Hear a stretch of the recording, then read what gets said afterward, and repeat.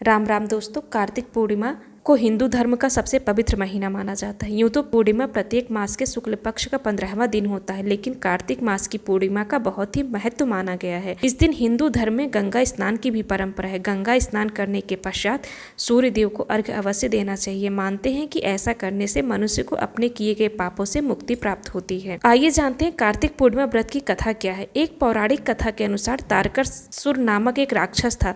उसके 3 पुत्र थे, तारकाक्ष, कमलाक्ष और विद्युन्माली।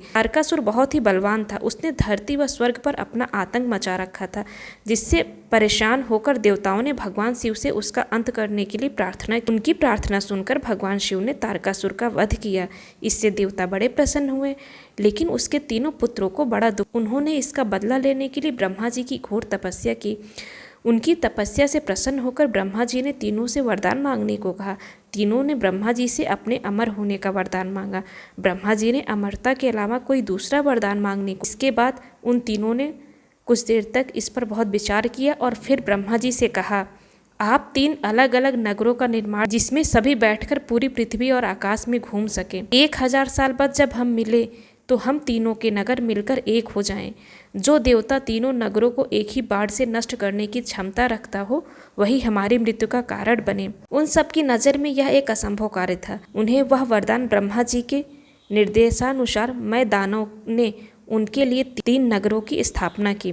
तारकाक्ष के लिए सोने का, कमलाक्ष के लिए चांदी का और विद्युन्माली के लिए लोहे का नगर बनाया गया। तीनों ने मिलकर तीनों लोकों पर अपना अधिकार जमा लिया। इंद्र आदि देवता इन तीनों राक्षसों से बहुत भयभीत हुए और भगवान शंकर की शरण में गए। इंद्र की बात सुनकर भगवान शिव ने इन दानवों का नाश करने के लिए एक दिव्य रथ का निर्माण किया।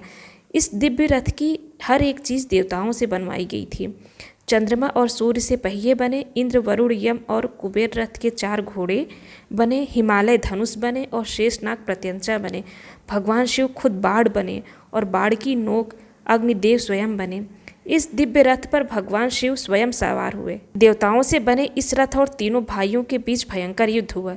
युद्ध करते समय प्रभु लीला से एक ऐसा समय आया जब तीनों रथ एक सीध में आ गए। जैसे ही तीनों रथ एक सीध में आए, उसी समय भगवान शिव ने अपने बाण छोड़े और तीनों का नाश कर दिया। इसी वध के बाद भगवान शिव को त्रिपुरारी कहा जाने लगा था। उम्मीद करते हैं दोस्तों आपको ये कथा पसंद आई होगी। कार्तिक पूर्णिमा कल के दिन ही है, तो आप सभी को कार्तिक पूर्णिमा की हार्दिक बधाई। जय जय श्री राम।